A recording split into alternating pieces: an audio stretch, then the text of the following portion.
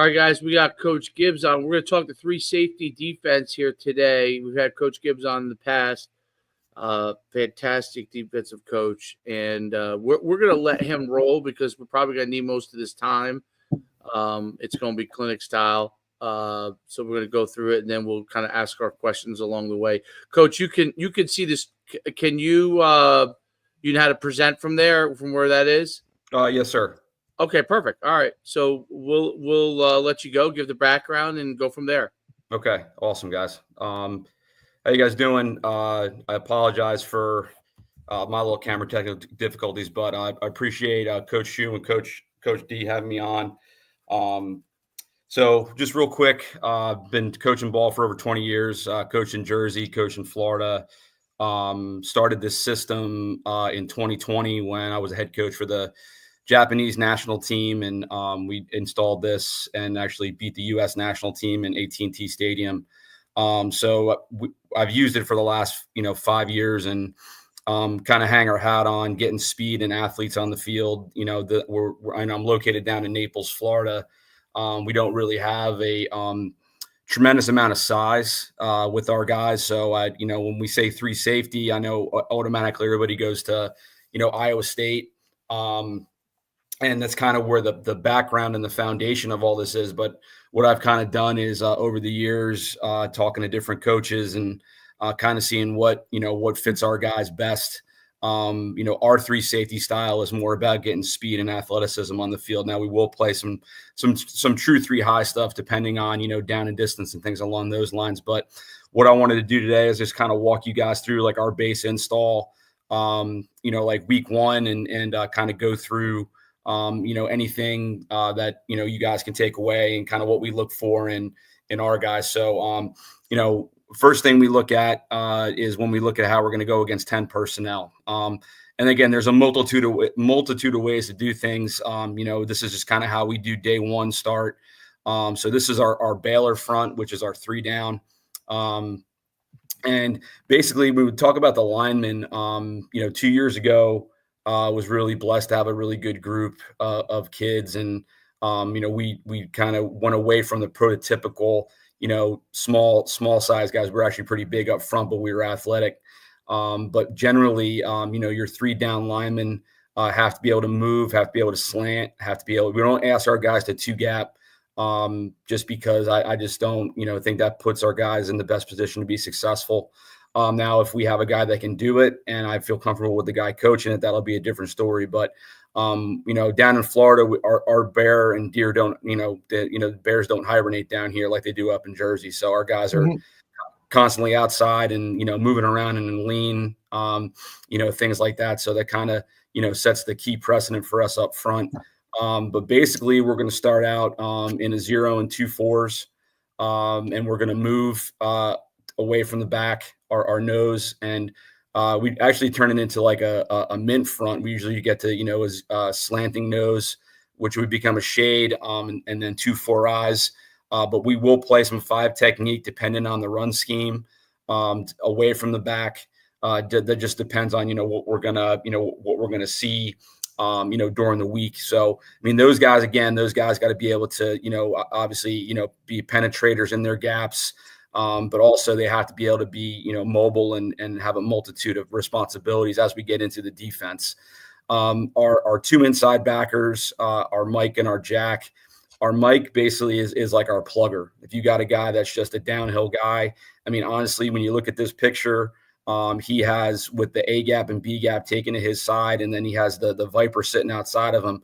He's basically free to the football. So if you want to have a guy that's just like your old school plugger type of dude, like that's the kind of guy that, that we had. Our Mike this year was second team all area and is coming back for a senior year. So the Jack, which would be technically the quote unquote will backer, we're going to ask this guy to do a decent amount of just other things other than playing that A gap to the running back. He'll have to get up on the line in our 4-2-5 stuff. He'll have to move around when we get into our pressure stuff. But again, this is just like basic day one. He's an A-gap player to the football. And when it comes to pass responsibilities, basically they're hook players. Left linebackers, left hook, right linebackers, right hook. So we're gonna show pre-snap a very light box, but we're gonna post-snap. We're gonna move. We start everything in press too high when it comes to our 3-down stuff. So why I like that is because it allows the kids to really not have to think. We're playing fast. They don't have to worry about their alignment and things like that. So that's kind of how we start the whole back end picture. But our Viper, who's like our nickel or our Sam or Spur or whatever, Talon or whatever anybody else calls it. Um, he goes to the pass strength. In this picture, we're gonna be playing cover 2, Tampa 2 to the Viper side. So he's a apex defender, hook curl, and then obviously he's a C gap fitter in the run. But he's got to be able at some point during the year. We're gonna be able to, if we get motion, and we'll talk about in a second, we're gonna be able to rotate these guys, and move and play a multitude of different coverages. But he's got to be able to run with 2 down the chute, because we do play a lot of trap coverage, and I'll talk about that in a second as well. But he is a true hybrid player. Our field corner, we play field and boundary. Our field corner and field safety, there we look for more athletic type dudes, like more coverage than physicality, I guess is the best way to describe it. Generally, our field safety is probably like a basketball player who can play the half or the middle, go up and get the ball, and play some man coverage. Our field corner will have to fit the run in trap, but that's if they're going to try to stretch the ball all the way out to the field with the ball on the hash. Our boundary corner and safety, these guys are obviously more physical, because we're going to get run into the boundary, formation into the boundary. We'll get some type of screens or things along those lines, but those guys have to be able to play coverage. And I coach the secondary, so I put a lot of pressure on our guys to be very detailed, and also become great students of the game to understand what we're trying to each week. Our middle safety, our Rover, this is the guy he's your dude. You're going to ask this guy to play, like in this picture, he's a low hole robber. He's not accounted for in the RPO game. So his base rule when we start installation, before we get into the crazy stuff, is he finds number 3. So right now, 1, 2, the back is 3. So he's gonna be an extra hitter in the box. He's gonna banana fit on zone read, and obviously he's unaccounted for if they want to run any type of slant off any kind of inside zone or one back power RPO. So that's why this safety knows, like, hey, if I get any kind of inside intermediate, my boy's sitting right here. He's looking to rob it or separate him from the ball with extreme athleticism, I guess is the PC term to say nowadays. So that's kind of how we will go day one. So this is Baylor, and then we're playing split field. We're playing like a press quarters look here, and we're playing Tampa 2. And like I said, we'll get into like a bunch of different post snap, movement, whether we stay, open middle, close middle. Really, it depends on what you want to do with this guy. Do you want him to, play the middle of the field? Do you want him involved in the run fit? Do you want to pressure him? We get into our 4-2-5 stuff. The Jack will walk up and we'll stem away from the back, and he'll just walk into a 30 technique in the box, to play a true 4-2-5. So that's kind of how we look at our 10 personnel. Next is, and the thing with the defense coach, to be honest with you, is I want numbers everywhere, right? So we're 3/2 here. All right. We're 4/3 here with him unaccounted for in any part of the RPO. Look, the next kind of phase is what we call our Apache check, which again, it's about numbers, right? So Rover's rule is to find number 3. Okay. So we're playing Tampa 2 here to start. He has 3 control. So even a hitch to me is 3 control. The only time he won't lock on 3 is if we get, a really, really low under, or, we get a new number 3 with him going out, and maybe this guy becoming the new number 3. They're running some kind of wheel or switch routes. But that, again, to me, it's like we're facing a lot of RPO down here. So right. To me, RPO coaches not want to do. They just don't want to hand the ball off, right? They want to pull it. And, you watched, Arizona State and Texas yesterday. I mean, I think second play of the game or first play of the game, Texas went, on RPO and banged it for like 60 yards. All right. They don't want to hand the ball off. They want to get the ball to the perimeter or get it up the seam to their best players. Now, The single Right. receiver side. And coach, not to interrupt, but like I think that's kind of why the evolution of this is the way it is, right? Because especially down where you are in Florida, where you're seeing a lot of more empties or spread looks, and the RPO game is such a pivotal part of just football in general down there. A lot more, I would say, obviously, than up here. That's kind of how the evolution of this defense kind of came about. Am I wrong in saying that? No. I mean, I think when Coach Heacock kind of came up with the idea of doing it, I think, that time, in the Big 12, before you had, all this craziness with conferences, I think, they were seeing that on a pretty, a significant basis. So yeah, no, there's no doubt about it. Again, to me, it's a numbers game. It's about having guys unaccounted for, in the run fit, not being able to be read and things like that. Yeah. But going back to the single receiver stuff. So we have we have 3 rules when it comes to the single receiver side. In spring ball, it'll be 2. We'll either play trap, which is our blue, or play invert, which is our Indiana, and we can bracket when we get into our cover 7 stuff down the road. But for the most part, the corner will make the call. He'll tell the safety, because again, if he's trapping and we get speed option or run this way, he has to fit the run. So if he doesn't feel he can fit the run, if this guy's really, really wide, he's going to make an Indiana call. So basically, he's going to lock on one, and then the safety becomes that flat, that force defender in the run game based on this guy's width. So I'll start calling that in the spring, and eventually I'll let those guys, when I trust them, I'll let those guys take ownership of that based off what they think their skill set is. So that's our base, like day 1, 10 personnel, 2x2, 3x1 open check, and then get into the fun stuff. So this is kind of do you see a lot of like, what do you, obviously, it's a lot of spread ball down there. Are you seeing any like 2-back stuff or any of that kind of stuff? Or is it mainly a lot of 10 personnel and that type stuff? No, we'll see some 2-back stuff. I mean, for the years I wasn't, when I was at Golden Gate last year, and, we always play Naples, and they're split back veer. They run power and things like that under center. I mean, very rarely do you see that. We had a single wing team in our district for like 3 years. It's not like, which is where, up here, that's all it is. You know what I mean? Like, you're seeing a lot more of that, right? Obviously, yes. I mean, think about it. You were in the shore for all those years. I see a lot more run than we do pass. That's for sure. Right. I think too, it's like, down here, it's just the way guys have learned, or they go to spring ball at Florida, or at UM or stuff like that. Like, you're seeing a lot of 10 and I think 11 personnel being able to move that Y around has become something we've seen pretty consistently.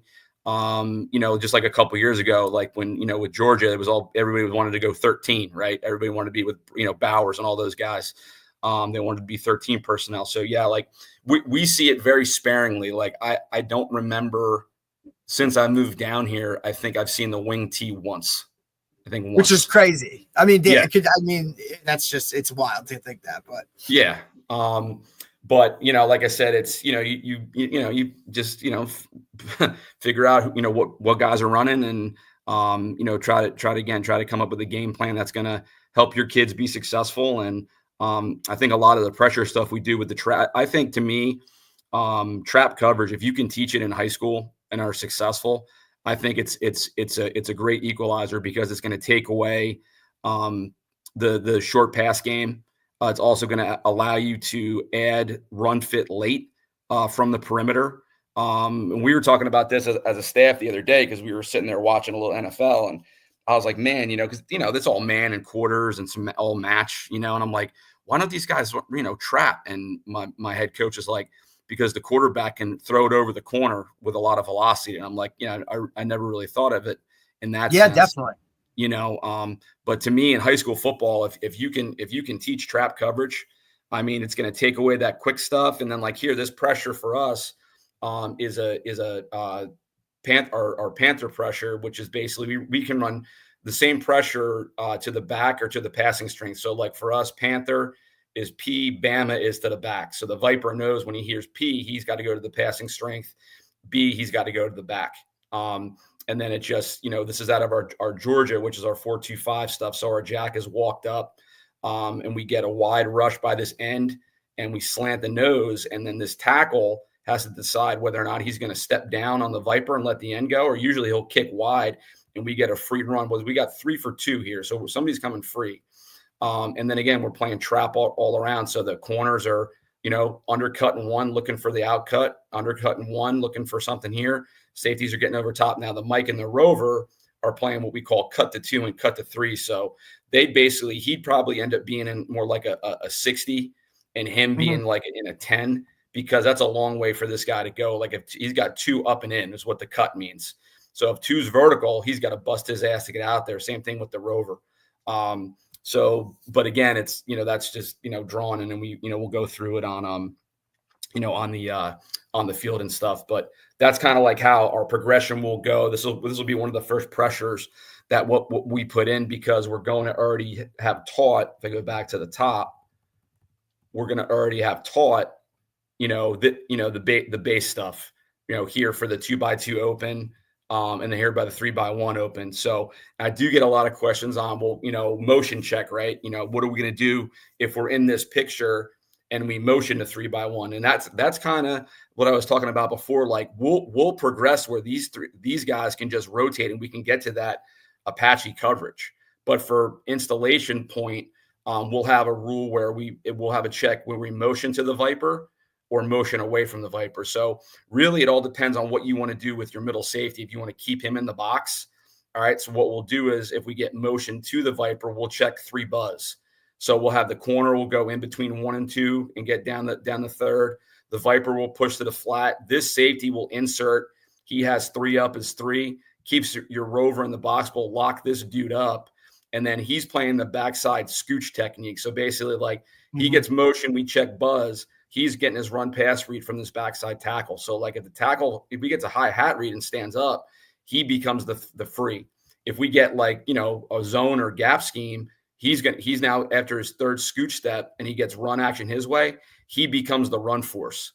That way, because to me, it's like, why is he going to bail to the middle of the field if it's run? You know what I mean? We're losing. And Coach, I get this question all the time, and I'm curious as to what you do, right? Pre-snap eyes, right, for your secondary guys, your safeties, and that. What are you telling them to watch for that run pass key? So, I mean, for pre-snap, again, it all depends on coverage, right? So, like for me, like in this picture, like if it's the field safety to the side of the Viper, like he already knows he's a half defender. Like he doesn't even have to worry about. I mean, he'll be a late alley. But other than that, like, his eyes are strictly inside of looking at the number 2 receiver. Got it. Now the quarter safety to the right side here, our orange side, his eyes are right on that tackle because he's at about 8.5. Because I go back and forth with it when it comes to that, right? In terms of, for me, as a safety, I was always taught end man on the line of scrimmage gives you your run pass key, right? But now with so many zones in RPO game, right? Like that guy could give a false key. So, it's do we read through, tackle or end man on the line of scrimmage through to the back or quarterback, right? So it's a question that I always get, and I always ask guys, what they do in their systems to kind of like, hash it all out.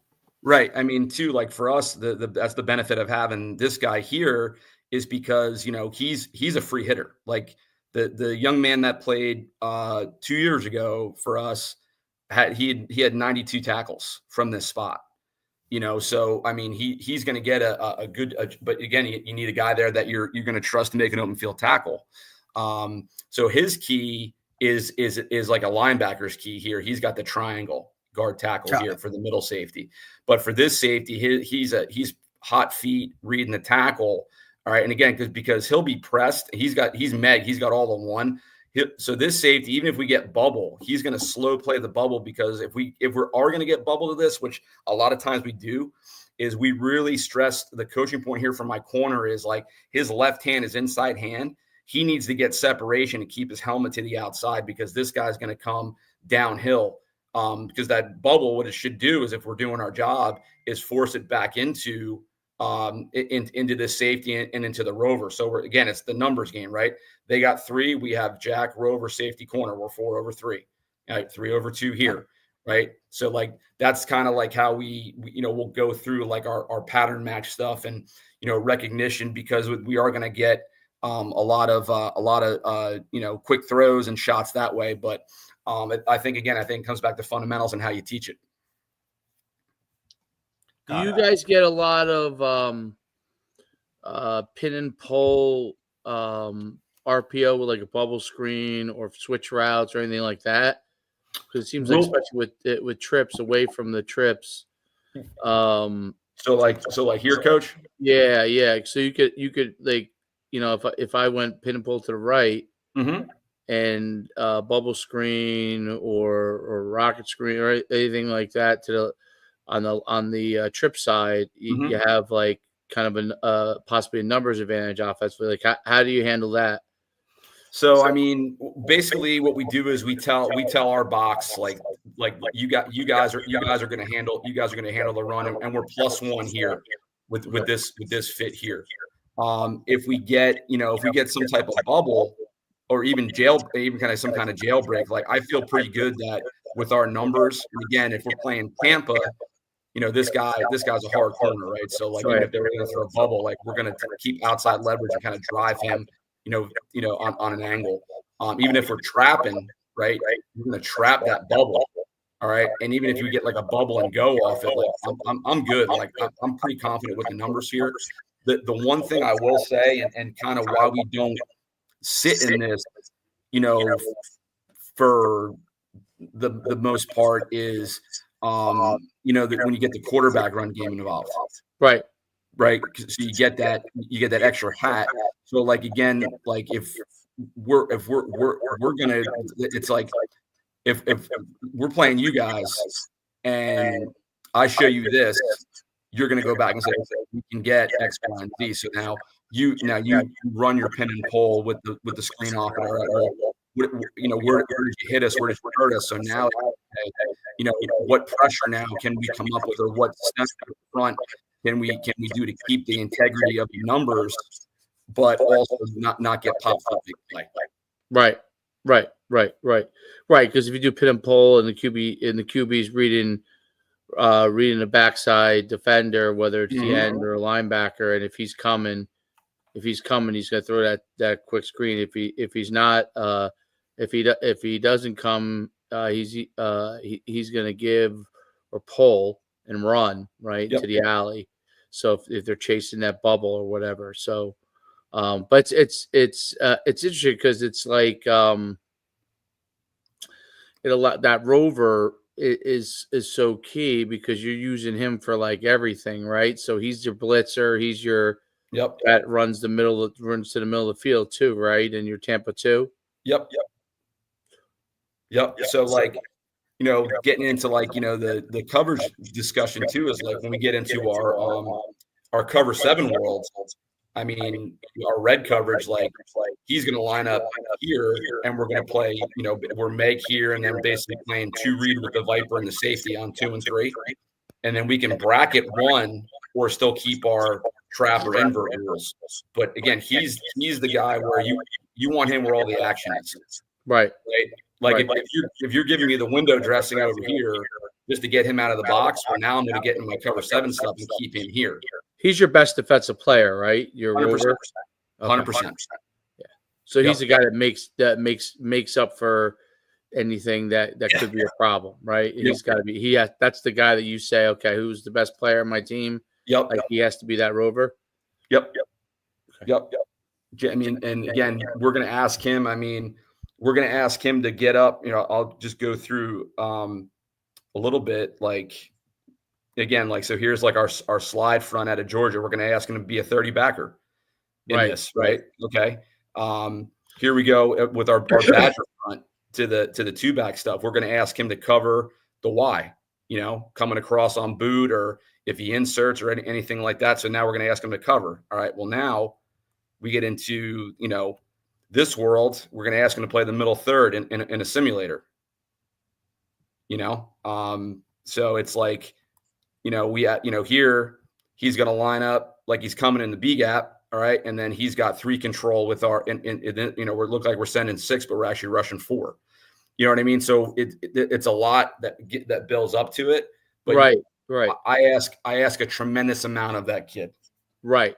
Everybody else has their roles. Yes.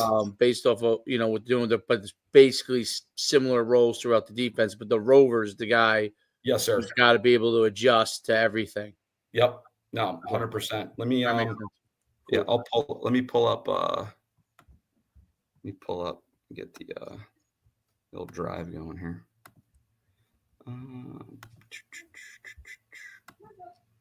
So like here, this is I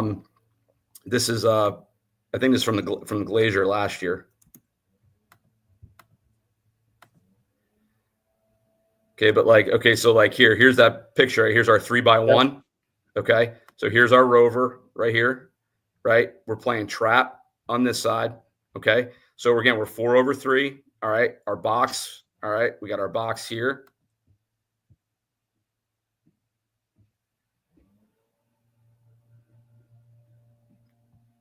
So again, they want to throw and this is our inter squad scrimmage. So this is against our offense. But here they want it. We send a 4-man pressure, right? So we send it. This is our Army pressure. This is our Mike in the A gap. All right. And again, so now we got numbers here. He's playing that trap technique, that scooch deal a little bit. Okay, now we get the ball out.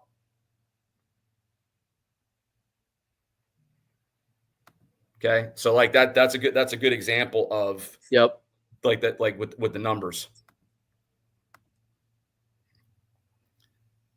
So now here's another deal. So we talked about moving him around. So now we're up. Now we're in a bear front. So now he's playing up on the line.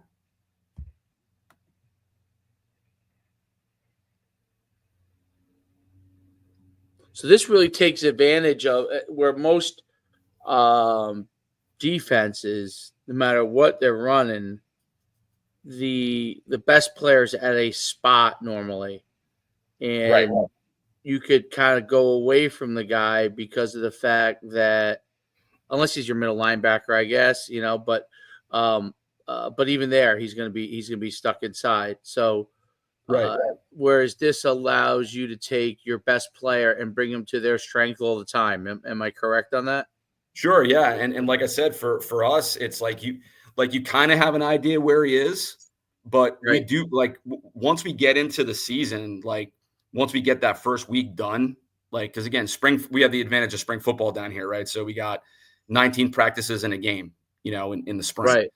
So, obviously we got guys doing baseball, track, our Rover this year, he's going to be a sophomore. He's a really good baseball player and he's going to run the 4x1. So we won't get him until probably after the first week's over. But then we still have 12 days of practice to get everything in with them. And then by the time we get to August, I mean, we're rolling, because the kids have had, that Jersey first August week is really our spring football. Right. And this is kind of our deal here. So this was my last year at Golden Gate. We're the #1 defense in the area, but I really hang my hat on, pressure and, bringing Havoc. I really liked, Coach Brown's deal. So I asked him if I could use it and he was good with it. And it's something to dangle in front of the kids too. Right. So for us, we set a goal, starting in the season of 30% for the game.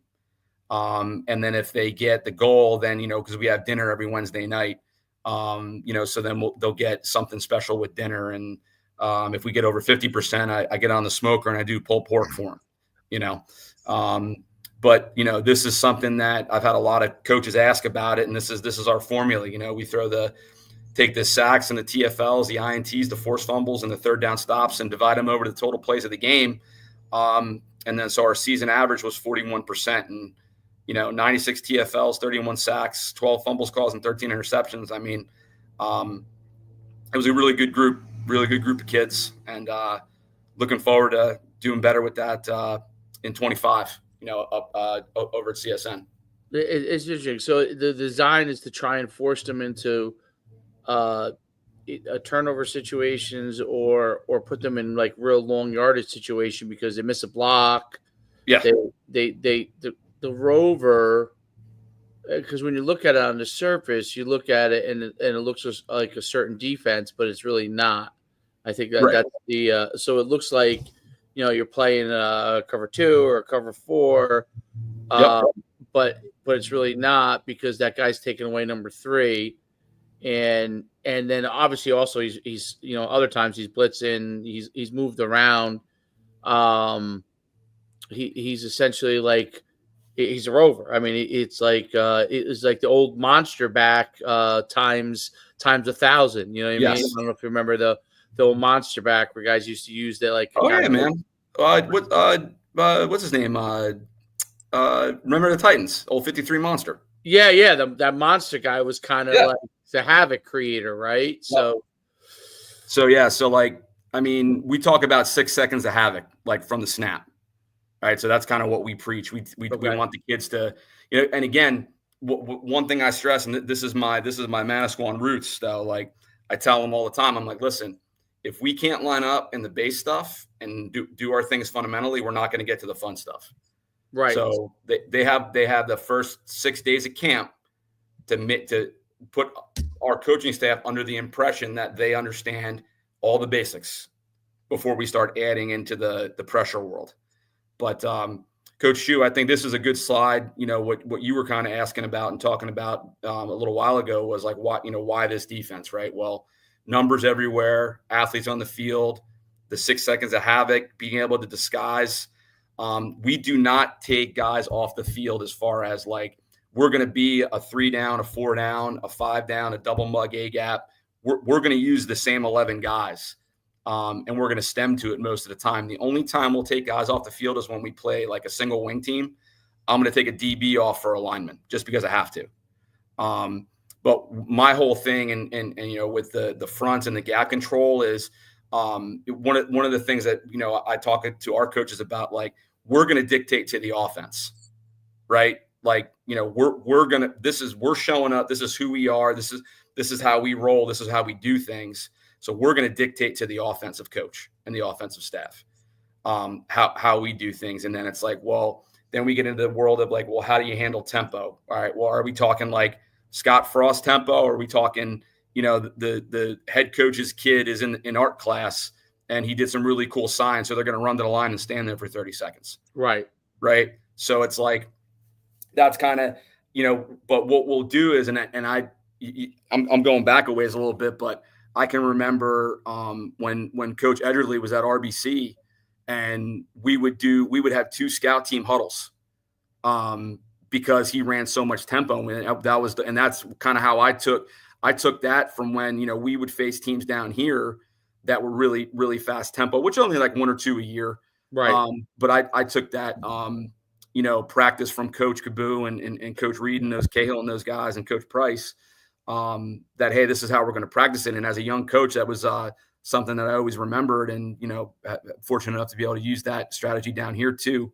But to me, like one of the biggest things that you have to be able to get ready for is like a 12 personnel team, Right. Because I go back to, I think it was the Camping World Bowl like 5 or 6 years ago. And Iowa State played Notre Dame, and I think it was like one of Brian Kelly's first years. And Notre Dame was losing at halftime, and they came out in 12P and just ran inside zone to death for the rest of the game. So really for us, it's how are we going to handle, that? And I can pull up. Yeah. I can Because that's what I think most if a team has the capability to do it, that's what they would try to do, because you have so many of your guys on the outside. Are Yes. you also like where do you want them to run? Are you spill and kill? Are you trying to force them back inside? We're a spill team. Okay, spill team. Yep. Yeah, 100% a spill team. 100% a spill team. You want me to get run? Yep. So you'll try and you'll blitz the middle to be able to get them, force them. Yep, to run outside. Okay, cool. Yeah, because again, that's to me, that's where our That's where your strength guys is, right? are. Yeah. That's our speed. So let me pull up the 12 piece stuff. That's that. So here we go. So like here, okay. So we get the tight end wing over. So this is I use our offensive terminology, call it right crazy dot. So this would be our dot check. So we'd play coverage here and lock the mic up on the tight end and lock the corner up on the wing. And then we'd basically play like an under front. So it'd be 3-5 back here. And now the Rover he's basically an A gap to the ball player. So like if we were to get like speed option, we're gonna slow play, because again, we don't. It's weird. Like I maybe you guys see it different, but like I don't understand why offensive guys don't arc the 5.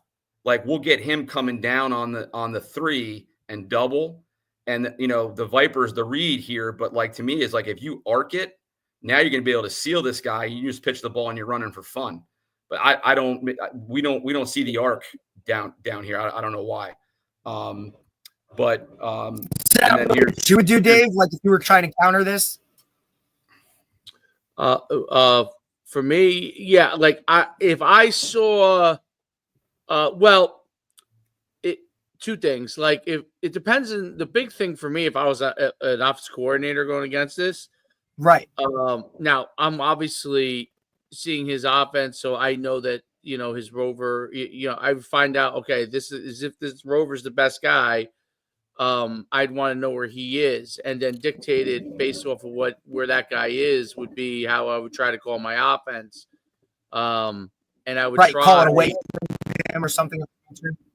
Well, it depends, because it would be a number. It would then become a numbers game for me. So like he's trying to trap me. I'm trying to outnumbers him, right? So I would probably try to do a lot of QB run or QB power against it if I had a guy that could do, if I had a quarterback that could run, because it would give me a potential plus one inside. But I would probably try some sort of 12 personnel and some sort of like heavy 12 personnel, meaning like what you see here, almost everybody to one side, see how he plays it, to the backside, and try to kind of play that game as he's playing his game with me. So, of course, that would which be is what's great about football.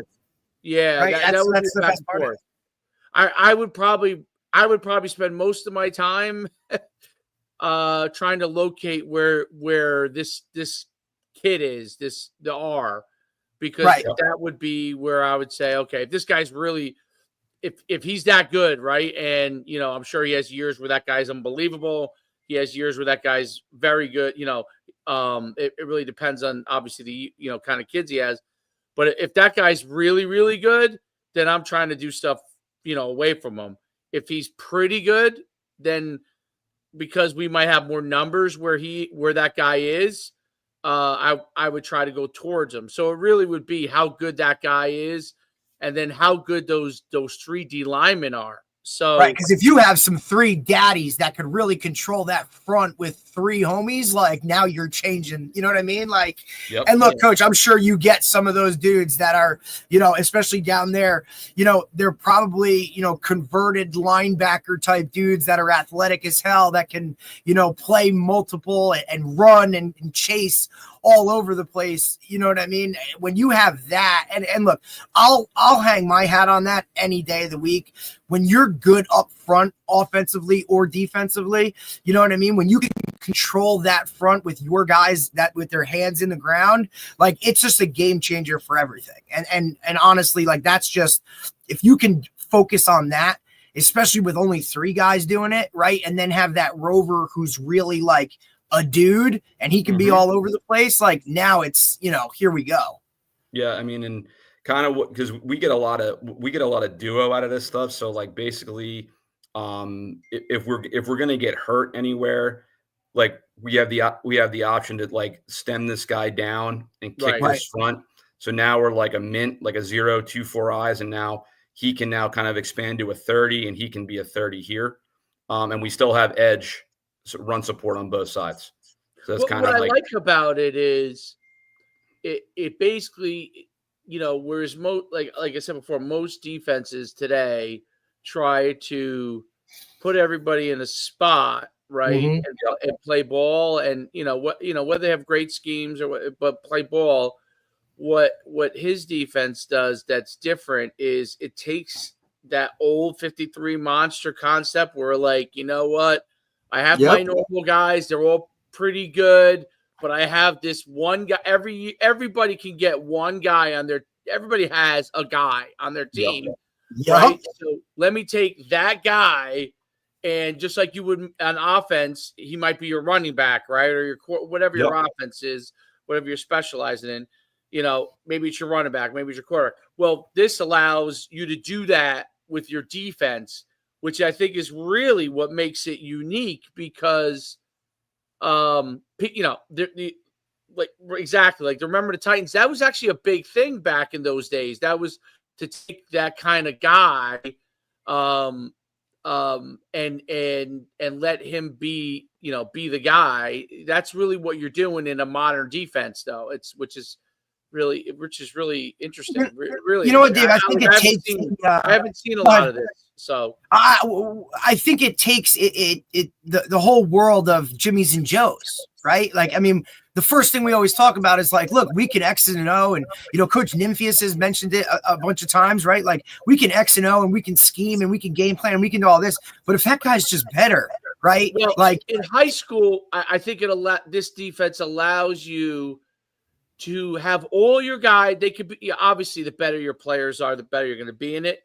But it allows you to put all your guys in spots where you think they might play best, and just say, hey, this guy is so good, which everybody has usually one of those guys, and he's gonna make up for shortfalls, which a lot of times you get stuck with him as your middle linebacker, you're stuck with him as your safety, right? And the team does things against him, and you put him as a outside linebacker, let's say, take away his side.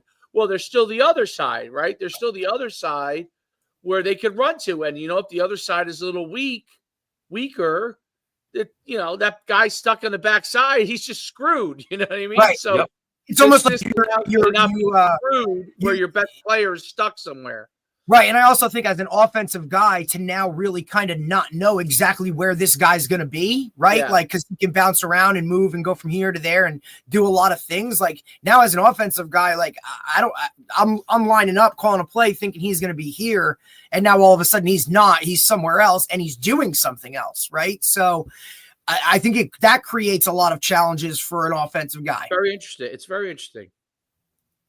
Oh, I appreciate it. It's been a work in progress. I mean, obviously every year we go different places and, talk to different coaches and things like that. So it's to kind of add things every year and, Coach, I think and like you said, you talked about Don Brown, right? Like you want to think, like, when I look at this, I think right away, like when he had Jabril Peppers, right? Who could do a lot of things in a lot of different positions. And this is kind of like his spot, right? Like a guy that could come off the edge and blitz, a guy that can play safety, a guy that can cover a guy like out on an island by himself. I just feel like that's kind of where it like kind of started to brew, and now you've just taken it and kind of dialed it into your system with the guys that you have, and then obviously what you see, which I think is I think it's awesome. I think it's interesting as hell. Like, Dave, there's no doubt in my mind that Troy could play Rover. Just so you know. Although actually on my team, there's another kid that would probably be the best guy for that.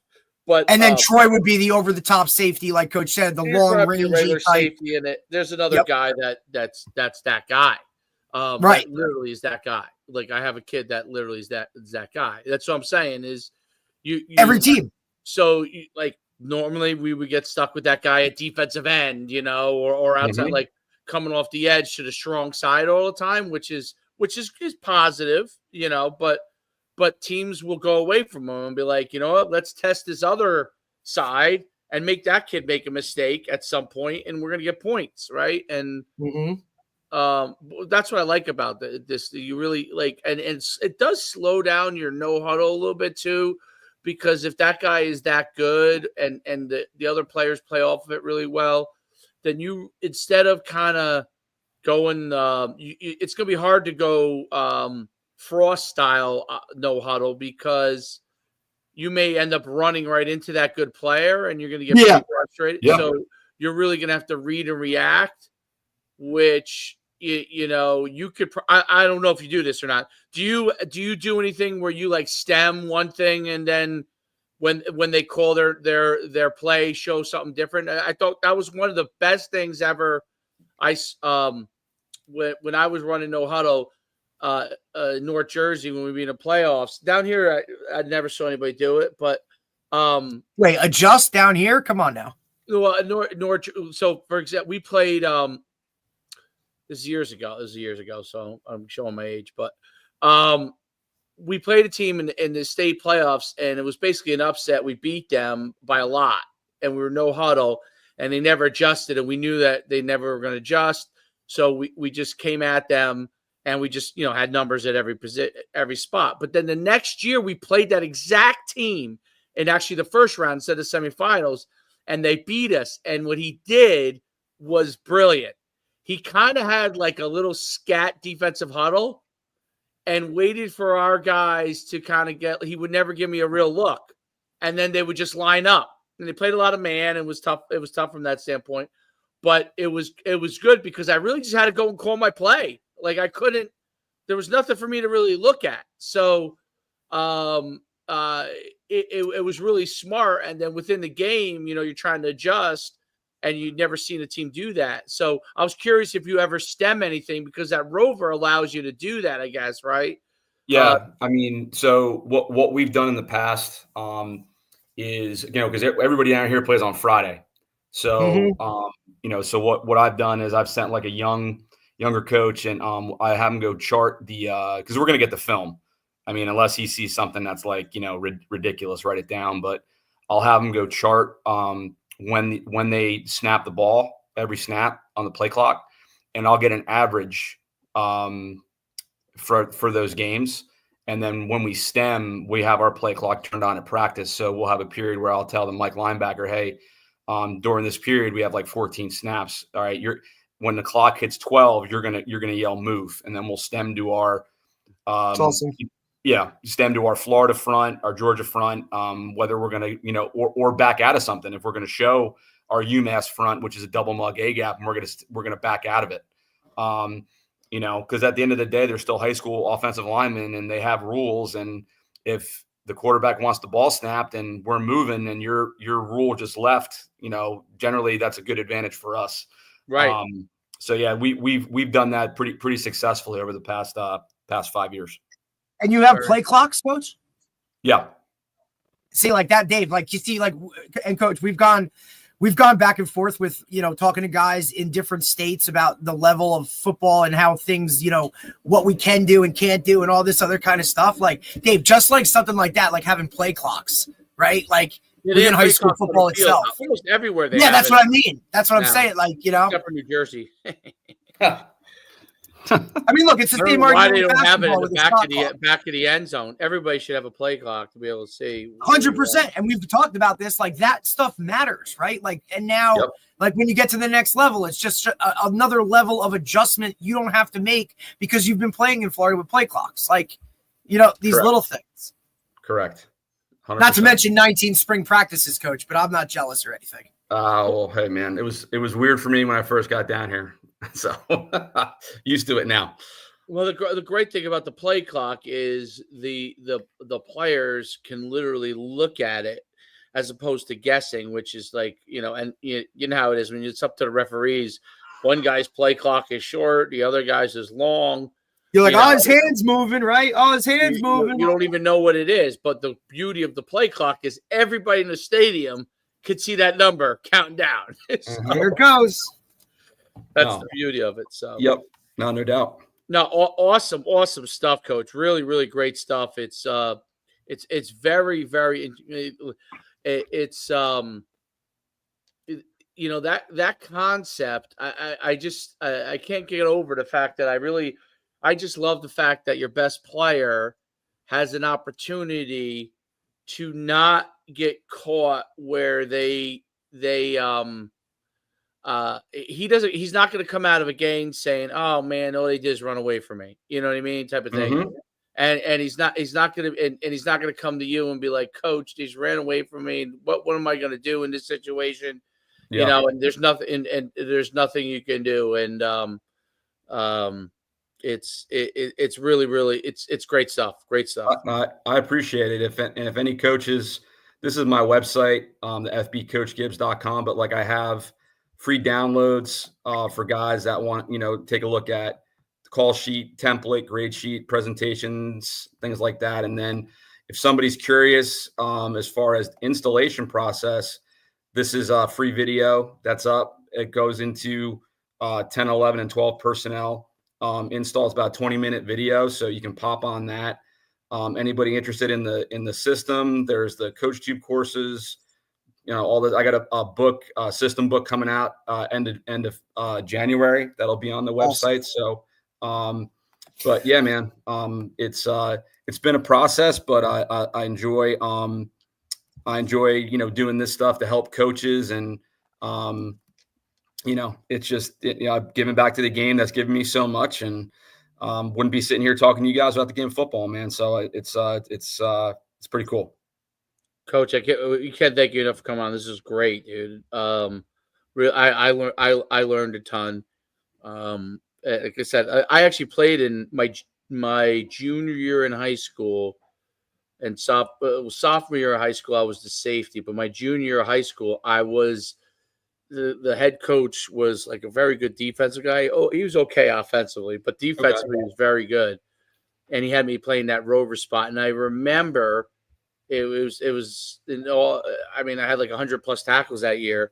Next year, the guy did, thought his genius idea was to line me up at outside linebacker on the weak sides. He wanted me to carry the ball 35 times. But the year before this guy he died, Steve Gertie, was a legendary coach in North Jersey. Anyway, but it was great because I played that Rover spot. And I just remember there was and it wasn't the way that you do it. I love the way that you do it because I feel like he played a version of the Remember the Titans defense. You know what I mean? Mm-hmm. The monster. But I remember if the team was passing, I was involved in pass coverage.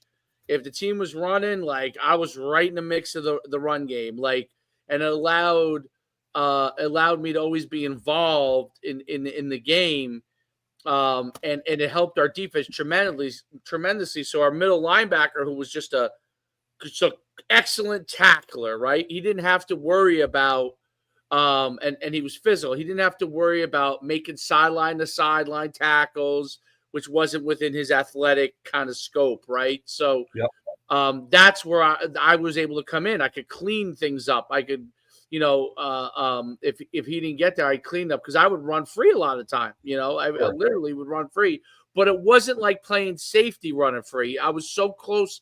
I was closer to the ball, and your way that you're doing it is, I think, the next evolution of that. Really, it's an evolution of it because you're moving them all over the place and taking advantage of the skill sets and making the team say, find that guy. Yep. And if you don't take the time to find out who that guy is, you're going to be in big trouble. Absolutely. No, I couldn't agree more. And like I said, it's a ever changing process, but just trying to find that right kid for that spot. And I think we'll have a pretty good one for the next 3 years. So, and that's incredible that kid's going to be able to do that, right? Like as a freshman. And coach, like we've talked off air and whatnot, and I've you've sent me some of his tapes. I mean, he's a dog. He can play the game. He's kind of like he's that guy already, Dave. Like that's, put it that way. Hopefully his measurables kind of catch up and people see what it is. But I mean, this is just an exciting position to play, right? Like I go back to my days of just playing free safety where basically like you lock up both corners and you're freaking just kind of roaming in the middle. And this allows you to kind of really do everything you want to do. If you're that player, like this is a position where you're constantly involved, right? And that's really what you want, right? Because you don't, like you said, Dave, you don't want to be the guy that comes off the field and coach, they ran away from me all game. Well, I'll use the example. So I would have been the Rover in my high school in that defense, in this defense. Coach. You would have been the Rover in your high school in this defense. So you're no longer trying to figure out, oh, you know what? Like Dave's a bigger guy, 6'1", 215 pounds. Should he be playing middle linebacker? No, he plays the Rover, right? Derek is 5'9", 160 pounds, right? Still playing the Rover. He's still that guy. So it doesn't matter. It doesn't matter like shape, form, or anything. It's like, this is the best guy, the guy who's going to make and I think that's the beauty of it. I mean, I kind of overemphasized it, but it also allows to me, and you can correct me if I'm wrong, Coach, and I'll let you go. I don't want to hold you up. But it also allows your other players to be freer. They like correct kids who could do certain things well. Yep. They can just go and do that well. They don't have to overcompensate for this or overcompensate for. They can play their role really, really well, knowing that you have a guy who most of the time can clean things up if there's if something goes wrong, which I think is cool. And Dave, I think you said it best. Like every team has this guy, right? And look, coaches may now say, "Oh, but it's our quarterback and it's this and it's that." Yeah. Dude, if you want to win games, like this is what it is, dude. Go figure it out. You know what I mean? Coach, absolutely. I appreciate it, man. Love what you do. All the content you give back, dude. It's so much. Also, you know, I can't not mention your daughter and all that stuff that's been going on. I mean, it's great. You know, she had her own ESPN spotlight, man. She Coach, you better watch out, dude. She's going to take your job, buddy. I'm definitely going to be working for her someday. That's great. I mean, we got, so we're heading to Charlotte. Middle of the month, she got named AFCA 35 under 35 at the age of 13. I saw she wrote her own paper, man. She wrote a 1,600-word essay on my defense, and then she mixed in some of Saban's cover 7. And then, you know, we just got back, you know, from New York. Holly Rowe invited her up for the Heisman Trophy presentation, so we were there all weekend, and it's been great, man. You know, as a dad, you want your kids to have it better than you, and she's certainly done a lot more in 13 years of her life than I ever did playing outside linebacker at freshman football at Manasquan High School at 13. So it's all good, Coach. Listen, It's okay. We're okay with it. So you know what I mean? Like it's good, but Coach, it's awesome. I appreciate you taking the time, man. If you ever need anything, let us know. And we'll talk soon.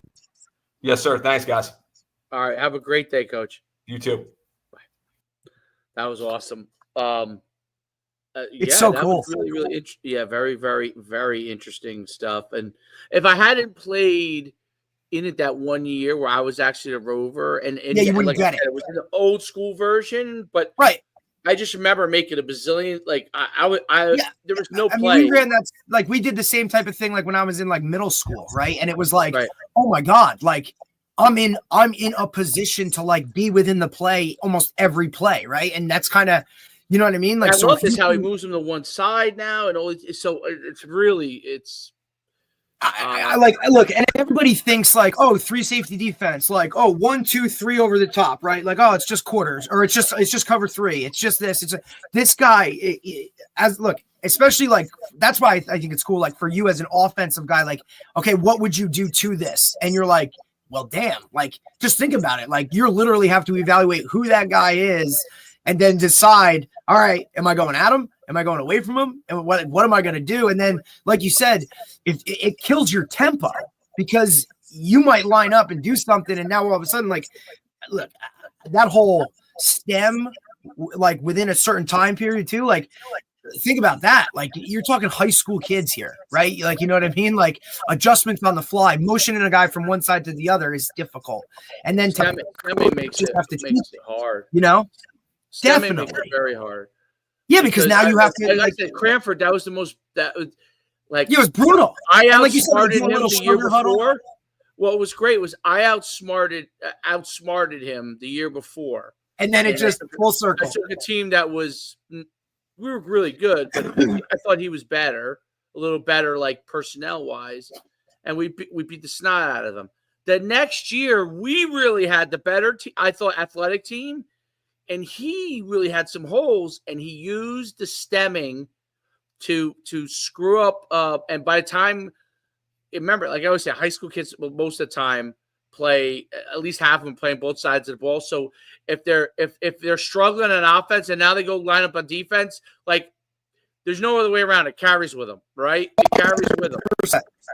So carries with them. I mean, think about it, like especially high school football, where a lot of those guys have to go both ways and things of that nature. You know what I mean?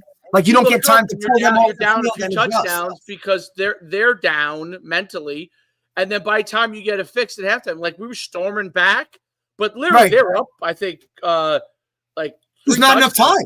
We were coming back. It's too late. It was just we just run out of time. You can't get close enough. By the time you make that, and you're trying to make with high school kids, depending on the group, you can make. But it's extremely difficult. I don't care what anyone says. Halftime's really the first time if they're not getting what you're trying to get across. Right. And I mean, think honestly, about it. How many times can you? How many times can you really showed stemming ever in any game? So and that's the other part. You can do you can do everything under the sun, Dave, and you can go back and you can look at every single freaking game tape from every pit. And if somebody wants to roll something out, it's awesome. That's the great thing about football. That's what's great about football, man. It's awesome. Roll something out that week, man. Roll it out, and that's it. Here we go, buddy. Let me run because I got to go on a little Husky Hoops action now. Boom. So I know they probably already started. You're good. Tomorrow we have Adam Griggs, tight ends coach from URI. Oh, that sounds great. Awesome. Great. All right. Well, we'll see. Same time? 10 a.m. 10 a.m. All right. We will see you tomorrow. We'll talk some Husky Hoops, bro. All right.